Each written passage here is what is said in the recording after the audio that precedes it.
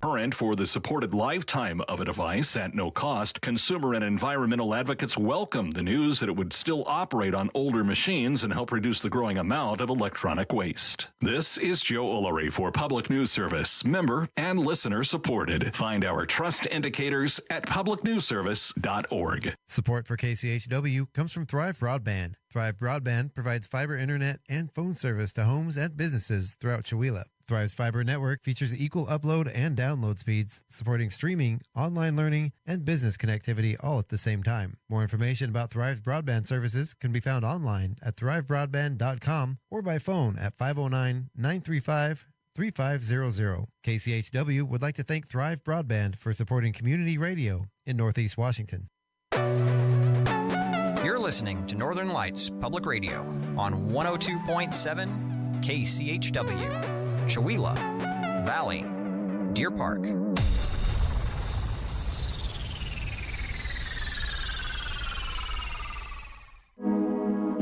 You're listening to Northern Lights Public Radio on 102.7 KCHW.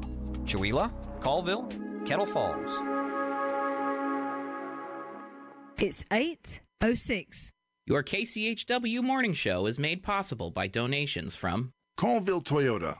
Colville Toyota, located at 160 West 3rd Avenue in Colville, offers new and used vehicle sales and service. Vehicle sales is open 8:30 a.m. till 7 p.m. Monday through Saturday, with a Toyota Express Maintenance Center open 7:30 a.m. till 6 p.m. Monday through Friday. More information on Colville Toyota's vehicle inventory and services is available at colvilletoyota.com. A small-town dealership with a big heart.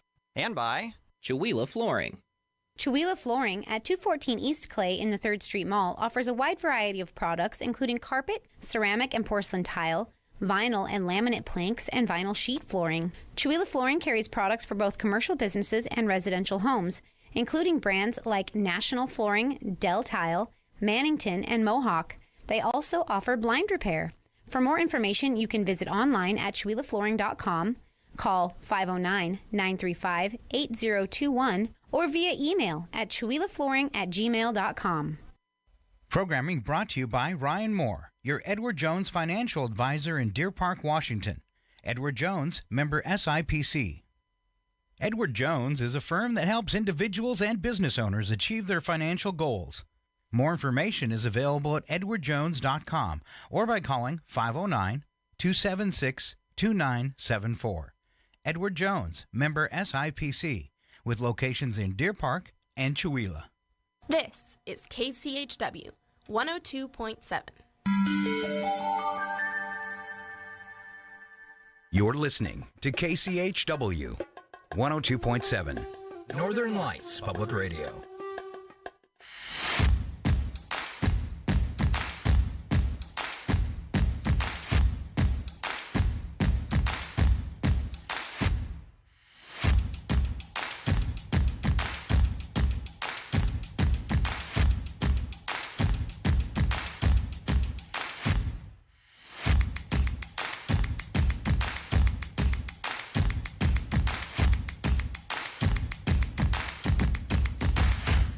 And welcome back to the KCHW Morning Show. If you're listening out there on Facebook, YouTube, and Twitch, I did get our sound fixed. He got it.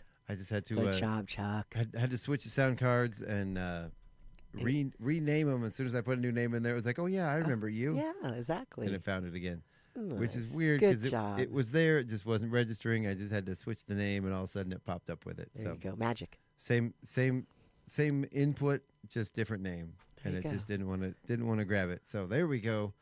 Welcome back on Facebook, We're on. YouTube, and Twitch. If you're wondering why we were in silence for the first half, it was a technical glitch, but apparently you guys can hear now. There you go. So put in the Now is comments now. if you were. I want to hear what people were thinking if they were watching and like, what the heck's going on here? No sound. I could have been more animated, I guess, but Right. Well, it does also look like maybe we. I don't know if we had a power outage last night or something because the computers were still up this morning, but our sound cards had switched on our online feed as well and weren't working. So yeah, I wonder that if could have been. maybe something got knocked offline and overnight and That had to could get have it back been, up for again. sure. So all right. So with that said, let me get us back on camera here. There we go. So let's do some trivia. You want to do some trivia? Okay. All right. This I'm probably won't open. take up the full rest of the show, but this is just general information about fall. It's really more information, not so much trivia, because I don't think either of us are going to get these right. Okay. Well, I'll get them. I'll get them right because I have the answers in front of me. Oh, of course you do. All right. So, what marks and you might know some of these. Okay, you never know. Maybe. What marks the official start to the fall season in the northern hemisphere? In the northern Yeah. So what marks the official start of fall? Equinox. There you go. The autumnal equinox. Huh? See? You didn't think you'd get any of these. I you got the first one right. Oh, this is interesting. And that's equal light and dark Yeah. for the equinox. Yeah. Right? And that's that. And then we've got the solstices, of course, in between. And we are past that. When? That was the 21st. Yeah, that's right. It's always the 21st, right? And then the summer equinox. 22nd sometime. It depends, but around that part is the equinox. Because I know my sister's birthday is June 21st, and so her birthday is always on the summer solstice. Yeah, right. You know, and the winter's is December 21st. Yeah, and it's not so bad here, but not bad isn't the right term, but it's not so prevalent here. But I know growing up in Alaska, the equinox and the solstice was a huge part of our culture. Absolutely. Just because the daylight up there is so extreme that we mark it, with the different occasions. Yeah, it's important to me. And the summer solstice that actually the summer solstice I believe is the 21st. That's when we have the most summer, daylight. The most light. Yeah. And then the winter solstice is the shortest day. Of the year. Yeah. Yeah, and that was always a good day to. Summer solstice, that was always a day you'd go out camping or go to a music festival or lay out and look at the stars. Go out and stay up all night because it never gets dark. It's just light. Which I miss and I don't, but it is hard to go 24 hours a day. I saw this because you don't want to stop. I wish I remembered the documentary, but it was really incredible. It reminded me of the northern. Well, it's about in Finland. This guy that travels, you might even know who I'm talking about. He travels and just goes to different regions of the world, and it was incredible the culture there. They have like the largest population of reindeer. It's like a tradition that they raise reindeer, and they utilize all the animals, everything like the native with the buffalo, right? Oh yeah. And they built these incredible rooms that are like 2 sections of all glass windows facing so the northern lights can be witnessed. Oh, that's and they do these wonderful that they served a dinner in this teepee right over this coal, and it's like a traditional thing they do, and they do ice baths. So you go they have these platforms, and they actually punch a hole in the ice and do a cold plunge, and they stay in there for I don't know 10 minutes or so. I mean, there's lots of people that do the plunge, but it was wild to see these little stairs, sitting on the ice and then punching a hole just enough for your body to get in. I mean, it was like Finland. Yeah, that sounds about right. Yeah, like beautiful scenery and just interesting culture, the traditions and. I know a lot of people do those cold. Have you ever done a cold plunge? Yes, of course. Have you? Of course. That sounds like medieval torture to me. It's awesome. Never in a million years. It's awesome. I get cold easy, and you would never. Yeah, we've had a gathering, and make sure it's always good to have a nice fire when you're able, where you're no danger. Yeah. And then I've plunged into the creek, Payette Creek. No, and thanks. then I keep going. I acclimate. I can do it. Oh, I should do it more therapeutically, more often, probably, because it's really, really good for you. Oh yeah, I can stand hot water, probably hotter than people should, but cold, no, I can't go the other way. That, no, I can't breathe. It takes my breath away. It does. Oh, it does. But then I can't catch my breath again, and I feel like I'm going to hyperventilate. Wow. So what other thing about fall, since I got the first one right? So this is interesting. I've never heard this before. In colonial times, the term apple wasn't used. Do you know what they called an apple? And these are bizarre. What did they call an apple in the colonial times? Yeah. You're never going to get it. They called them winter bananas or melt in the mouth. Winter bananas. Yeah. Can I get or melt in the mouth? Can I get a melt in the mouth over here? There you go. How about that? I like apple better. Yeah, that's a bizarre I like one. a crisp apple. Yeah. Honey crisp. Oh yeah, those are the best apples. My goodness. With sharp cheddar cheese slice. Mm-hmm. That combo is super yummy. Yeah, it is. Oh, now I'm hungry. The cider pressing, that's good. This Saturday. Yes. And if people don't realize, I've done this before. You can freeze apple cider. You just leave a little bit of space in a canning jar, like an inch or so, and so for expansion. Yep, and then you can freeze it, and it's delicious. So it's like you have a fresh cider whenever. However, if you buy like a few gallons, and you can pour it off. That's awesome. Into canning jars, and like I said, leave a little room. I love a good hot cider with cinnamon and all the warming spices. Excellent. A little bit of whipped cream on top. Oh yeah. Excellent. Oh, yeah. All right. Maybe some apple pie on the side. Ooh, now I am getting hungry. We do this. And I've also recently discovered another related to pie. I love strawberry rhubarb pie. I never thought I'd touch rhbarb. It's I've good. been very picky with rhubarb. Strawberry. Oh, it's so good. So good.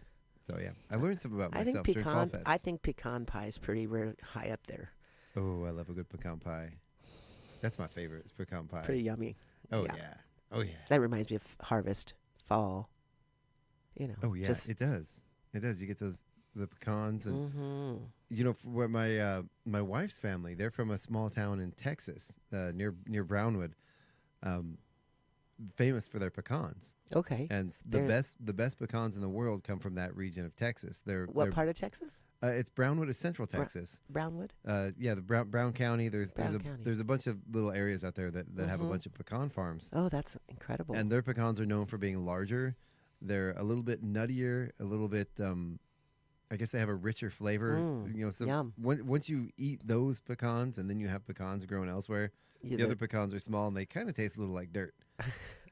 So the Brownwood pecans are the best. We had a discovery at the market last week. I was taking a young girl to the restroom over there by the camping area, and there's this incredible, chestnut tree.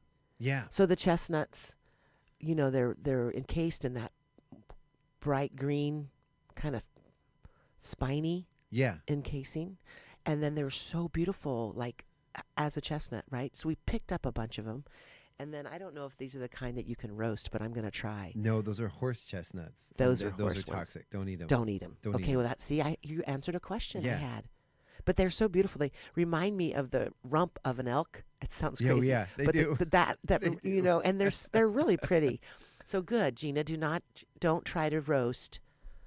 What are they called? The horse chestnuts. That's what that tree is. Yeah, horse chestnuts. And I only know that A, I have a horse chestnut tree in my yard, and B, we were actually at one point we were looking into doing a dog park over there, and we couldn't because nobody wanted to. We weren't going to cut down the trees because they're gorgeous. Right. But they're horse chestnut trees, and they would have fallen in the dog park, and horse chestnuts will actually kill a dog. Oh my goodness. So yeah. But why would a dog even want to eat that? Why do dogs eat any of the things they eat? Okay, but I guess. A dog will eat anything. Have you met dog? Yes, well, I have. But that would be a heck of a nut to bite because they're pretty sturdy. But then in the South, that's where they play games with them. The conkers, you drill holes with them. You drill a little hole in them and you attach them to a string. Oh. And somebody holds one in their hands, and you take it on the string and you swing it and try to hit the conker out of someone else's hand. Oh my goodness! And it's quite painful if you miss. Oh, I couldn't believe how firm or strong they're, like a rock almost. Oh yeah, they're rock hard. Yeah. And I think the also known as a buckeye, I believe, right? Buckeyes. Mm-hmm. Yeah, like the Ohio State Buckeye. Well, you said you're from Ohio, right? I said Ohio State Buckeye. So you know all about the Buckeyes. I know, but I didn't know. Conkers? Yeah, no, I've never seen that happen. I think they. I'm a peacemaker, Oh, I would not pay that. I wouldn't do that, I don't think. I mean, I could make nunchucks maybe out of them. Oh yeah. You could do some cool thing. That would be fun. Like how they click. Oh yeah. Right? I think that's like a kid game thing, where they do the conkers and right. But kids they don't mind. No. But yeah, and I think when you hit it right, it'll actually like crack it open, and that's the point of it. Is it makes it crack. Okay. So. I see. I don't know. I've never done it. I've just heard about it. So, all right. So let's move on. I do have another one here. You mentioned reindeer a little bit. Yeah. Finland. Do you know the difference between a reindeer and a caribou? Let me think now. It's kind of a trick question. Well, would it be the shape of their horn antlers? No, there is no difference. They're the same animal. A reindeer is a domesticated caribou. Okay. Yeah. That's what I said. They had reindeer farm. Like family lineage of reindeer raising in Finland. Yeah. They're beautiful. Oh, yeah, they are. They're gorgeous animals. They are. We grew up, there was a reindeer farm near where I grew up, and you could go and you could pet them and feed them. Right. So and this is an interesting thing. I'm not super familiar, but it sounds very unique, and I think it's a Fort Colville Summit. It's happening at the Mystica Hotel on Saturday, and it's to explore the story of the Hudson Bay Company's Fort Colville and the impact of the fur trade on our region. So there's historians, Jack Nisbet, right? Mm-hmm. And then different tribal people that'll be talking and speaking. There's noon to 3 lunch and breakfast sessions. So it's called the heritagenetwork.org/Fort Colville Summit. It's in the paper, The Independent. It's also in the monthly. Yeah. The monthly's a great publication. I really appreciate it. What's just called the monthly? Yeah, this is the local. Oh, the North Columbia Monthly. Yeah. This one, the North Columbia Monthly. Yeah, I just call it the monthly. That is a good publication. Yes, it's great. So many different contributors and interesting, positive impact too. I wonder. That'd be interesting to know. I'm not going to be able to make that, but I'm wondering if it had a good impact or a negative impact in the area, or maybe some of each, the good and the bad. Yeah, I'm certain of that. Yeah. But it's just always interesting to find a little history, right? And yeah. And I always like hearing about that stuff from the Native American point of view. I really appreciated. I wasn't able to go to the tour of the Indian Agency, the cabin, but I did go hear the speaker. Oh, nice! How was that? Really great. Yes, in okay. Salish, he did this whole story, and I'm trying to remember his name. Sorry, but he was dramatic and really involved and captivating. He's an incredible speaker. Yes, and then he translated it to English. Oh, yeah. Yeah, I've caught him a couple times speaking at different events, and he's just I just would have loved to have seen the beater and things, but I had to work, and then I just went over there at the end towards listening to him. It was great. Very cool. All right, so I got some more questions here for you. Okay, you ready? You ready? I guess. And this one I know I did have some experience living on a farm off and on throughout my childhood. I'm guessing some of our viewers will know this one. Okay. What happens if hay bales get too wet? Have you heard this one? No. And this is why farmers, they try very, very hard to get their hay wet. If they're not to get their hay wet. Oh, yeah, absolutely not. If their hay gets wet, they throw it out. And it's actually quite dangerous to have wet hay. And it's not mold. And it's not if your hay gets wet, if it gets too wet, it can actually spontaneously combust. Really? Yeah, I know this because wet hay? Yeah. Yeah, this happened happened to my neighbor. That's interesting. Yeah. Yeah, Did it happen to your neighbor? Well, my parents' neighbor. Mm-hmm. Quite a few years ago, they had it stacked up alongside their barn, and I think what happened was the mice chewed a hole in the top of the tarp they had covering their hay, and it formed like this little, like funnel for the water to go in. Yeah, and there was probably about an apple-sized hole in the middle of the top of this thing where the mice were coming in and out, and they didn't see it because it was up high, and it caught their. Luckily, they caught it before it burned down the barn. Wow, that is incredible. Yeah, it actually wet hay can be combustible. Yeah, we were there visiting. It didn't actually burst into flames, but it was about to. It was red hot coals in the middle, and it was charred, and it was smoking out of that hole that was coming out of the top like a chimney. Yeah, and it was about to go. Luckily, they caught it just in time. We were able to pulled all the hay down, and it was just sparks flying. That's a unique thing there. I mean, that's really odd that would happen. I think it's wet. I think it's the chemical reaction of the compost because it starts composting when it gets that liquid in there, and the hay bales get stacked so tightly and so tall, right? That maybe it doesn't have like your mulch pile will do the same thing, but it's usually not that big, and you turn it. And I don't know. I see so much hay when I used to take a person to the wellness center, the Camas Wellness Center. That's also a beautiful treat.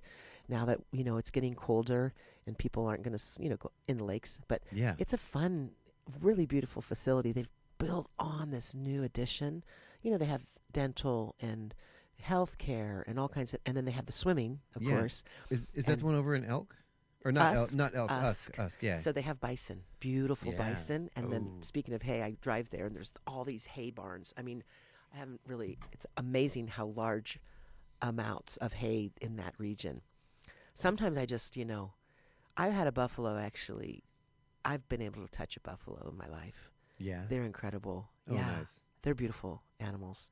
And so there's that whole herd over there. So sometimes I just, when he's in therapy, I just go and talk to the buffalo. Nice. My kids never get tired of me driving past a big pile of hay and saying, "Hey."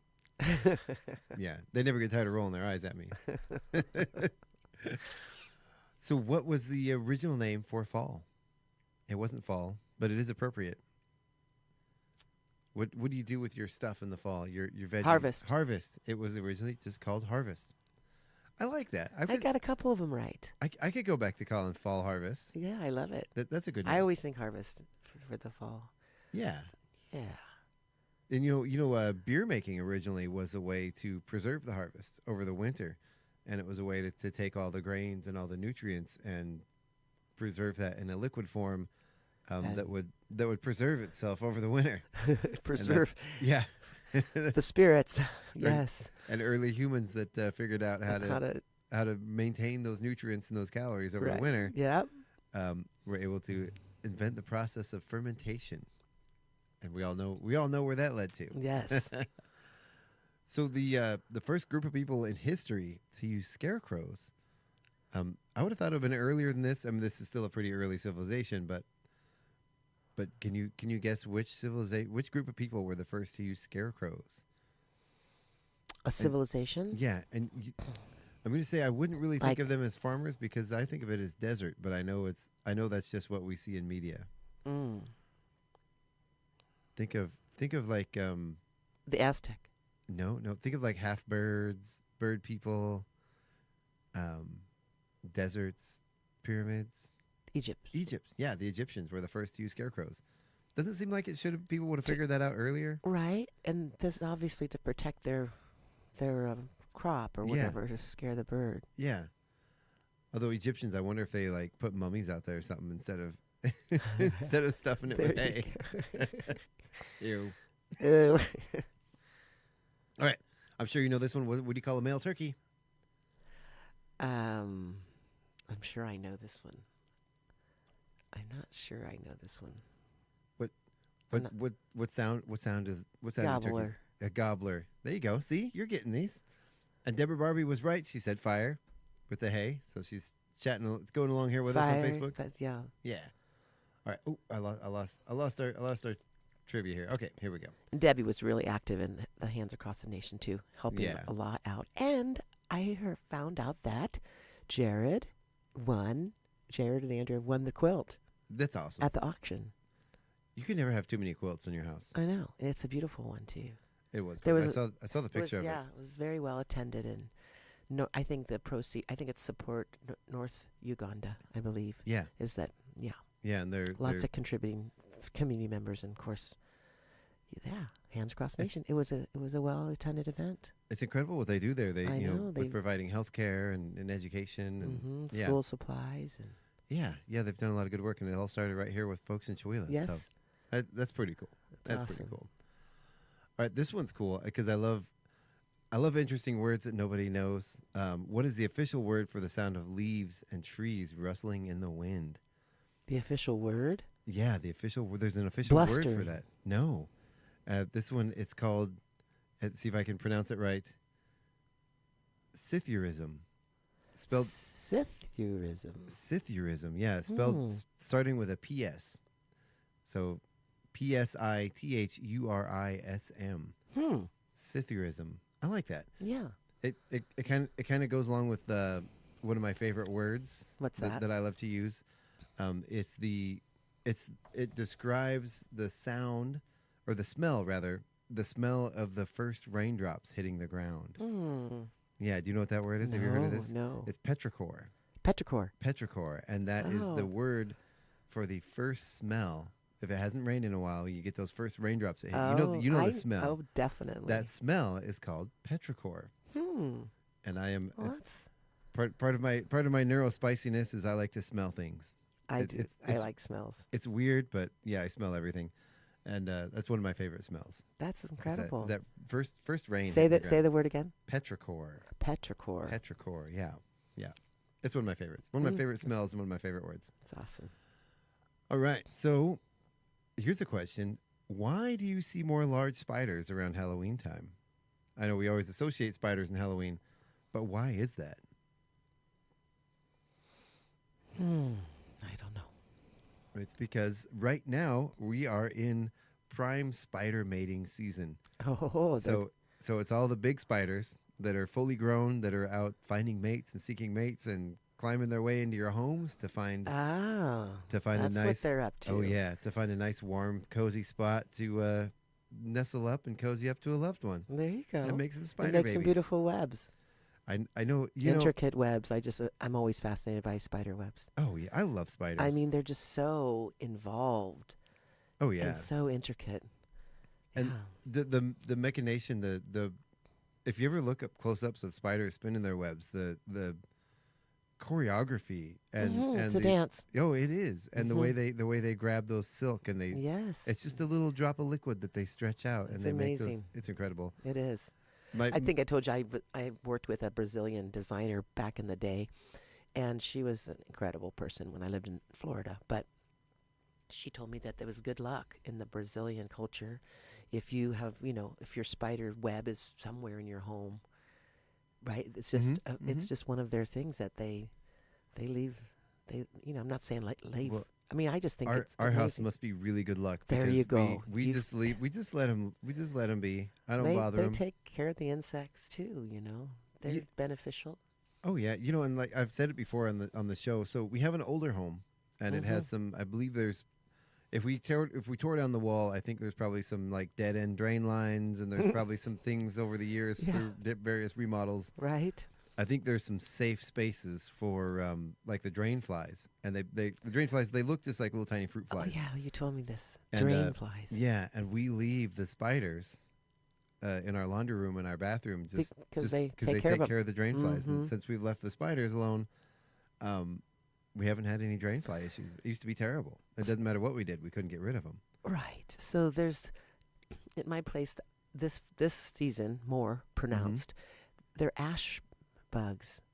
I found out, someone told me what they were. They're like they look like you can barely see them, but when they swarm, they're swarming around. Yeah. I think they're called ash bugs. They look silvery kind of, but small, and it reminds you of like ash. I think I know what you're talking about. They were everywhere recently, like about a week ago. Yeah. And at the park too. And I can't remember who taught me that. Yeah, they're little tiny things, right? Teeny tiny, and they're everywhere. And I didn't know what they were. I was like, what are these? Ash bugs. If you try to brush them off, because I think I remember trying to brush them off of some stuff, and they kind of leave little. They kind of look like little. If you're not careful enough, which they were kind of easy to squish. Well, and they're teeny tiny, and there's a ton of them. Yeah. Oh wow. I do. My love of spiders started from a almost paralyzing fear. As a kid, and even into my early adulthood, I was absolutely terrified. And of then spiders. You started researching. Yeah, because I used to have to go. I used to do work where I was always in crawl spaces, and I was always around them. Right. And so I started doing deep dives, and we had a hobo spider infestation get in our garage, and we had a neighbor. We were living right off the edge of the woods as a kid. Yeah, and well, no, not as a kid, as an adult. As an adult. Yeah, like when my twins were first born. Oh, okay. And we had. In the woods, a previous tenant or somebody, or the landlord, the people that owned the property, had chopped down a bunch of trees and left the wood in piles. So the hobo spiders were really sort of inhabiting all those piles, and they would go from, everywhere in between, which included all of our garages on the street. And yeah, so I just started getting into this big deep dive. and really started learning which ones were dangerous, and turns out really none of them are that dangerous. Even the bad ones. I mean, if you get bit, yeah, you might have to go to the doctor, but there's only a couple. So you conquered your fear. Yeah, there's only a couple species in the United States that you even have to really be concerned about, and for the most part, they don't like to bite you. They don't want to bite you, and the majority that you're going to encounter, 98% of the spiders you're going to encounter, are absolutely harmless. Right, I save them. Yeah, you know, if they're crawling around in my bathtub, I know how to scoop them up and put them outside. Yeah.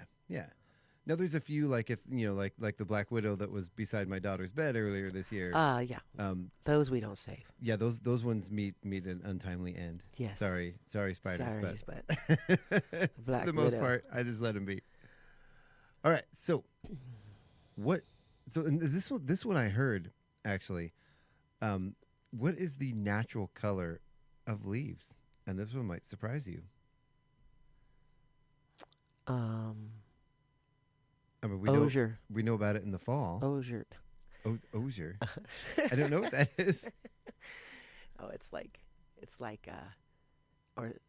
an yellowish, orangish, yellowish, like leaves. I'm gonna give you that one because it is yellow and orange. Okay. Now, what I read the other day, and I didn't read too much about it. I just kind of caught a little bit of it. But the chlorophyll that makes the leaves green actually blocks the natural color and only allows green to get through. So green is not the natural color of leaves. That is through the photosynthesis process, and the chlorophyll actually blocks the true colors of the leaves from coming out, which is yellows and oranges. So when you I got a few of these right. Yeah. Hey. So in the fall, when the leaves turn yellow and orange, they're not changing color because they're dying. The process of photosynthesis stops, and the natural color of the leaves come out. They're so beautiful. Oh, they are. I love this time of year. And just, like the best etchings, for leaves. If you can go to a, I don't know if they sell it at our local store, Safeway. I had inherited some burrito wraps, when vendors would have a burrito. So it was like, we're speaking of yellow, it's like light yellow. Yeah. But it's the thinness, it's the perfect for rubbing crayon, put your leaf down and do an etching. Really? It's so a burrito wrap kind of perfectly squared. And then the leaf, you can use, crayon works the best, but you have to, lay the crayon flat. But it's kind of fun to do, some people, rubbings. Maybe it's more appropriate. Yeah. Leaf rubbing. But it's fun. So you're doing leaf rubbings on burritos? Burrito wraps. That's awesome. Not just what you'd wrap a burrito in. Yeah. Not the food, the actual wrap. Oh, the paper that goes between them. Because it's not waxed. It's not. Yeah. It's not. You know what I mean? It's the perfect. It's like parchment paper. Correct. Yeah. Yeah. That makes sense. Not the burrito, Chuck. I was like, okay, Gina, really? Gina's in the forest with tortillas. Like parchment paper. That would be the right term. But I bet it would be. But I got it. I just got, people used to donate stuff when I had the center, and it was just a stack of this burrito wrap. Oh, yeah. Parchment, but it was the perfect color. It was like a light yellow. Oh, I like that. Speaking of yellow, but maybe I'm going to try one with a parchment paper. I want to try one with a burrito. What if you could do it with like cinnamon and then make a... You could put your leaf down. Yeah. As a negative space and sprinkle cinnamon all around, and then pull the leaf off, and then you'd have a leaf in the shape of the leaf. And then put some mole or something in there with. Heck and it'd go great with that cinnamon flavor. Right? Oh, see, see, we know how to do stuff. Or We're creative. Or even you could just put the cinnamon on the leaf and then press it in there like a pressing, and maybe get the shape of the leaf in there. Maybe we could try that. All right, leaf burritos, everybody. I want to do that now. All right, you ready for some more? Okay, I've been doing pretty good. You've been doing fantastic. Can't believe I'm like, well, all right. And this one, bring it on. I didn't know this one, but I was just about to mention the beautiful red trees. You go along and there's the oranges and the yellows, and then there's these firebush. Yeah, the fire color. And isn't it's it that also crimson? It's a crimson color. Yeah, and like Japanese maples are like that. And I know Japanese maples are gorgeous. They're gorgeous, and I know my horse chestnut tree, they turn bright. The leaves turn bright red. Right now they're turning bright red. And just of course the maple with their various colors are amazing. Oh, yeah. So the pigment responsible for the trees with red and purple leaves is called anthocyanins. Anthocyanins. Anthocyanins. I hope I'm pronouncing that right, but that looks like what it is. Wow. The other one, Scythurism had a pronunciation guide. This one does not. So yeah. This is another cool crafty kind of thing. Mm-hmm. We used to make lanterns out of willow, cut them. Then we would take, this is true, waxed paper, and it has to be long, wide enough where it will fold. Mm-hmm. And you place your leaves, and then you take a cheese grater and you just grate wax, like a chunk of white wax, and just kind of, and then lay that wax paper over the top, and then like a tea towel and then an iron. Yeah. And you press it down.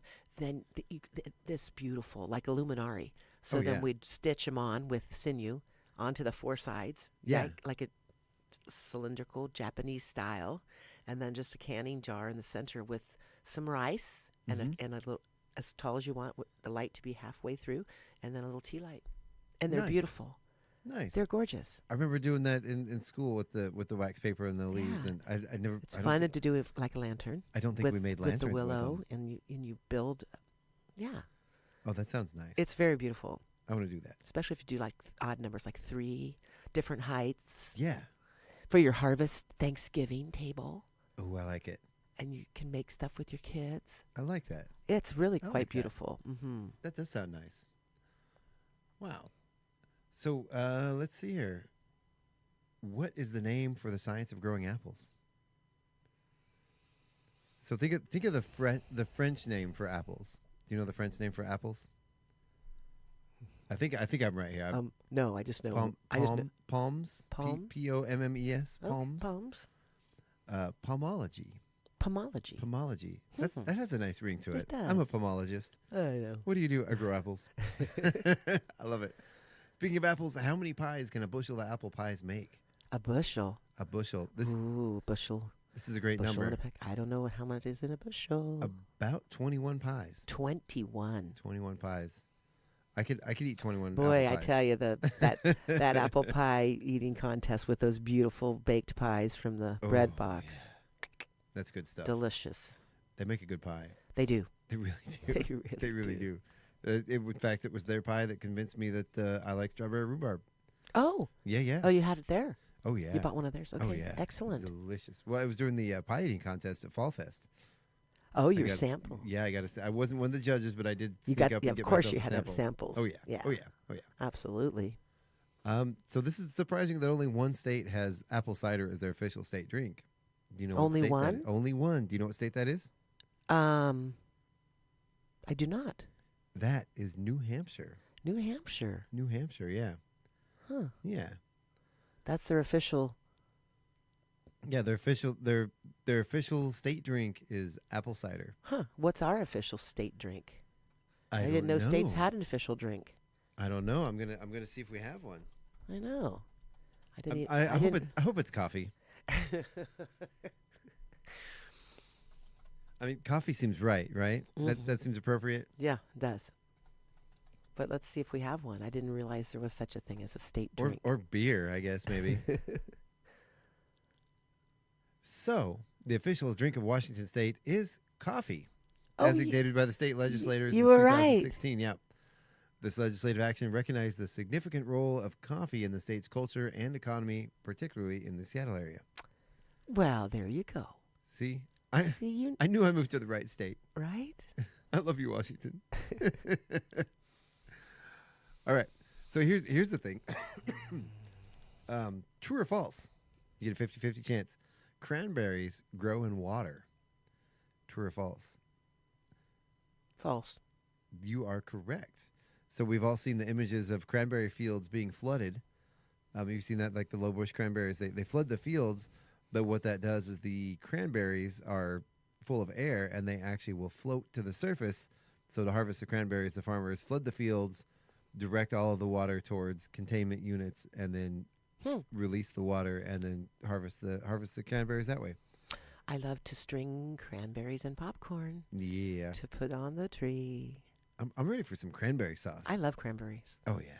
I always put a little fresh orange juice, fresh squeezed juice in the rind of the orange. Oh yeah. To have a cranberry orange flavor with the Cranberry orange is one of the best flavors so ever. Good. So good. You know, the one of the best preserves I've ever had was a cranberry curd.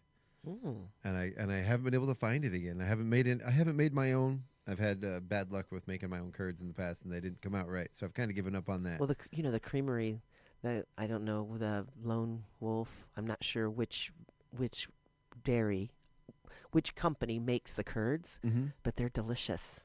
They have garlic. Oh yeah, all these different flavors at the creamery. Oh yeah. Well, this is more of like a preserve type curd, like a like a fruit curd rather than a cheese curd. Oh, cheese. It is confusing because there's two different. Well, yeah, I always think meanings for curd. I just thought of what I thought of. Right. Although I do love dipping. So one of the best restaurants I've ever eaten at, one of the best things I've ever had at a restaurant was a fried cheese curds with it was a habanero, and that's where I had the cranberry curd. It was a habanero cranberry curd, so it was a spicy cranberry curd. That you dip it in? That you dip the cheese in. Yum. It was amazing. Yes. Yep. All right, so and this one, I hope you get this one. What bug flies south to Mexico during the winter for the fall months? What bug? Yeah, there's a bug, a beautiful bug that flies it has a migratory pattern, flies to Mexico every year for the winter. Well, I know that. I think butterflies, but that's not the right answer. You are correct. It's butterflies. Well, what if that's not a bug? Are they not a bug? Well, butterflies are not insects. bugs. It says bug. Then I got that one right. The monarch. Got it right. Yeah. Yeah. The monarch. Have you seen videos of them in the migration? I've seen them like where they go to these trees and they're like dripping with they fold their wings up and they're just they just cover millions of them. Millions. Yeah. But butterfly is not a bug. No. They're too beautiful to be. They're an insect. But they're their own breed of insect. That's right. They're their own category. Yeah. The chrysalis, they're transformative. So to go back to the spider, the spiders in the fall, and I hope I'm not creeping anyone out by talking too much about spiders. It might be. We spent some time in southern Texas, southern California area during the tarantula migration. Oh my goodness! Tarantulas also migrate. Oh my goodness! Yeah, they migrate from I think up through middle California down to Mexico, and during the tarantula migration, oh my gosh, you go out at nighttime with a headlamp on, and you can see them in the fields looking at you. Wow! And they have their that's creepy. Oh yeah, and when you wear a headlamp that goes on your head, you can actually see the sparkling of the reflection of the spider's eyes looking at you. Wow. And you go through these fields where we'd walk our dogs at night, and there'd be a bunch, huh? Oh, they're all over the place. Oh, and you go during the day, and there's little holes, there's little burrows all over the ground. Oh, that they and go those in. are where the tarantulas, they dig a hole to go overnight, and they'll stay there overnight, and then they'll continue on their migratory path. Huh.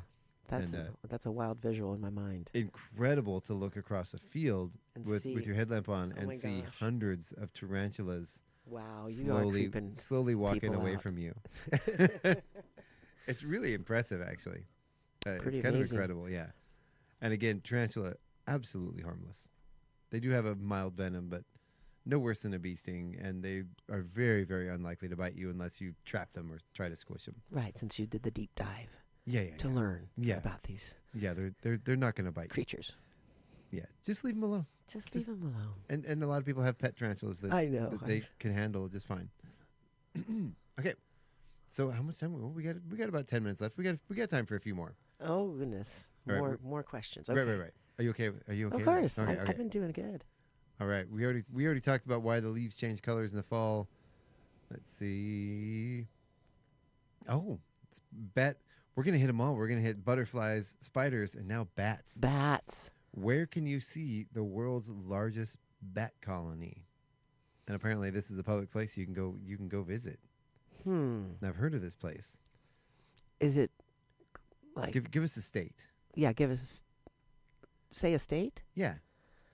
Where you think we could see the most bats? I don't even know. It's in San Antonio, Texas, at the Bracken Cave. The Bracken Cave. The Bracken Cave, yeah.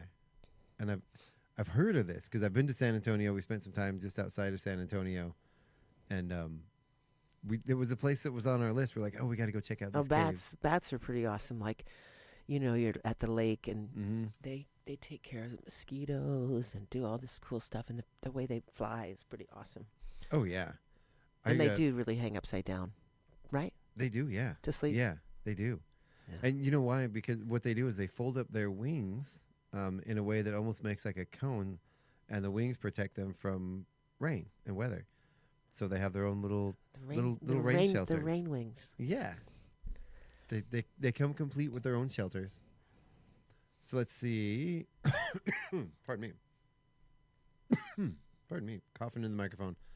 So the Bracken Cave is located on private property that is owned, managed, and protected by the Bat Conservation International. So in San Antonio? Yeah, in San Antonio. So they do offer tours, but to protect the environment in the caves, and it's also, with all the guano is not very safe. So they do small groups under very controlled circumstances. So yeah, San Antonio has that beautiful river walk where I'm just so impressed. They do lots of mosaics, and they're shot, it's right along the river, and the businesses have the open air seating, and it's just really beautiful. But lots of gorgeous mosaics, tile mosaics, big, huge mural, just all kinds of cool stuff. Oh yeah, yeah. I really enjoyed San Antonio. It was a cool town. Yeah, it was a fun place to be. So let's see the Bracken Cave again is in Como County, Texas. It's a 100-foot wide crescent-shaped opening that lies at the bottom of a sinkhole that formed when the roof of the cave collapsed, and it is the summer home to the largest colony of bats in the world.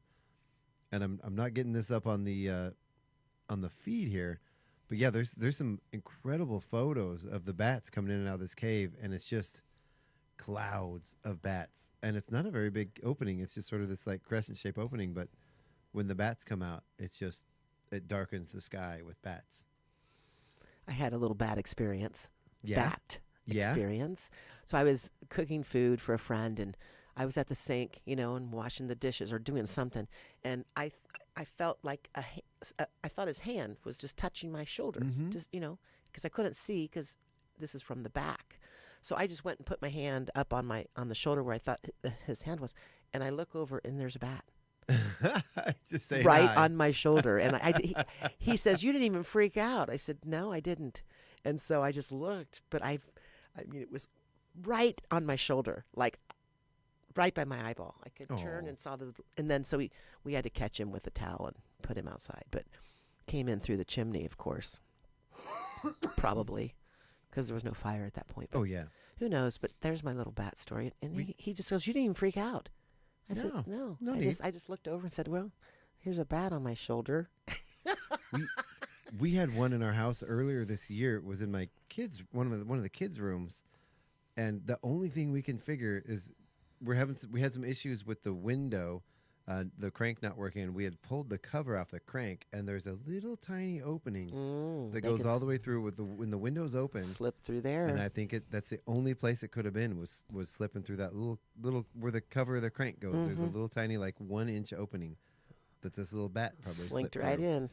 And it was kind of scary because we also have a cat that sleeps in the kid's bedroom overnight, and that's pretty much where the cat hangs out, is in his bedroom. So there was kind of a little ruckus there, huh? There was a little ruckus, but really there could have been, but our cat really doesn't care about much, so he just kind of sat there and watched the whole thing go down. So you just caught him with a towel?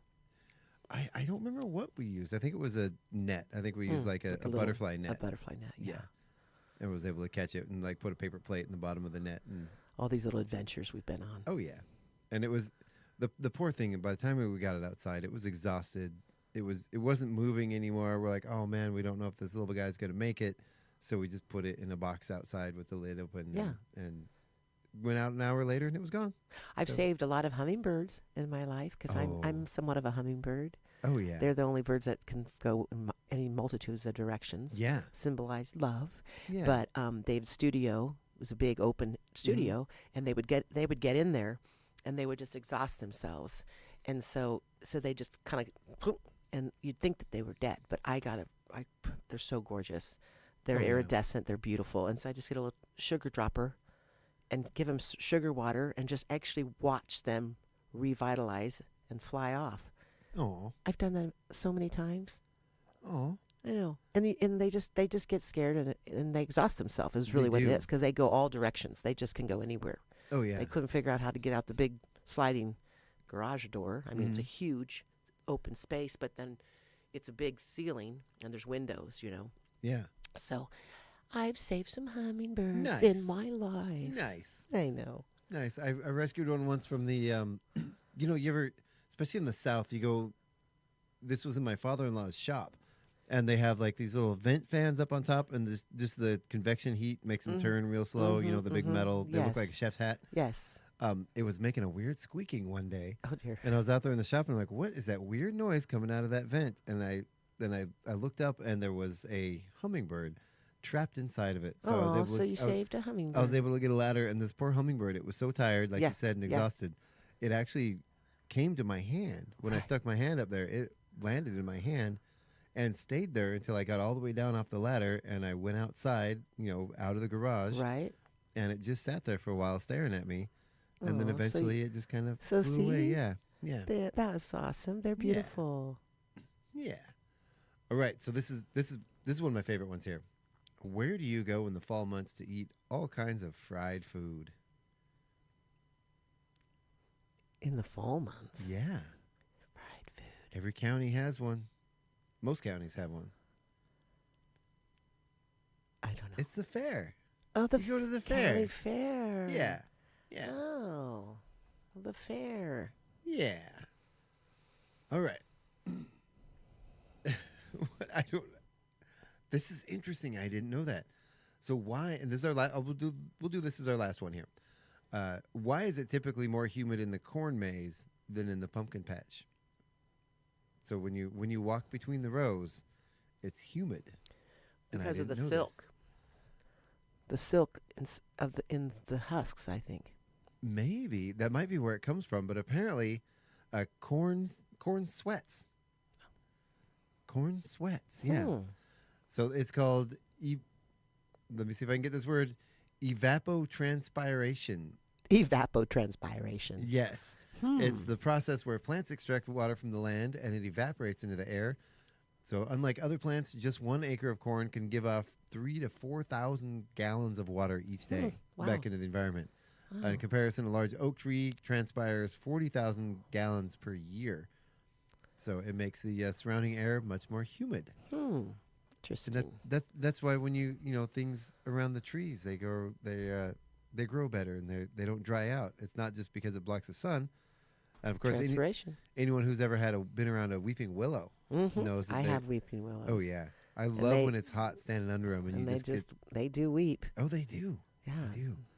I was an adult before. I just thought it was weeping because of the shape of the branches, because they kind of weep over everything. I didn't realize till I was an adult that's because they actually weep. They do. Yeah, they certainly do. It's really nice when it's really hot and you go sit under a weeping willow.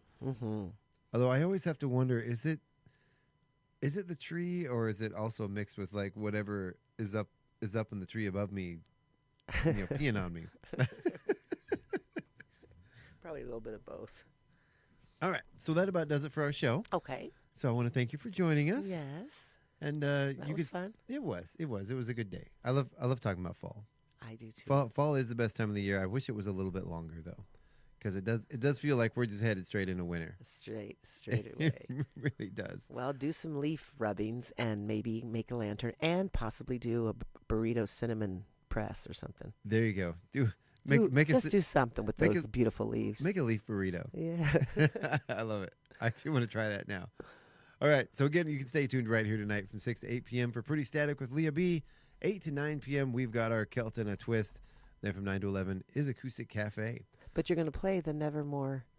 And that's thank you. I was just going through my list. You are correct. See? 6 to 8 p.m. Come in handy. 6 to 8 p.m. is Pretty Static with Leah B. And then at 8 o'clock you're going to. And then 8 o'clock we are going to play episode 2. There you go. Of Nevermore Radio. Right. And it's coming out great. Yeah, I pay attention. Thank you.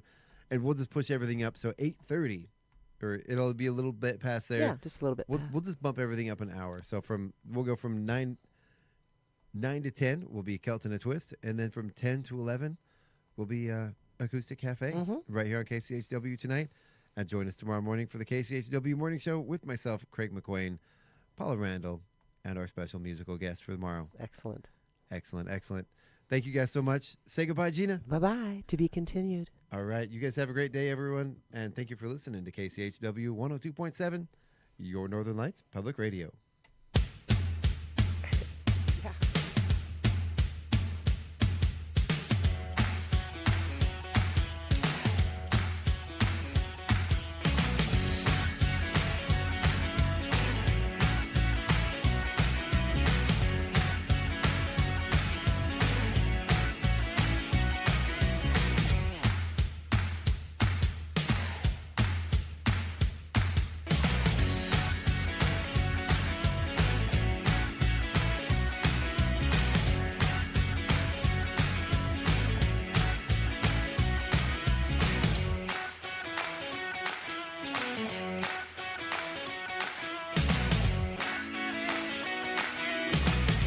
It's 9:01.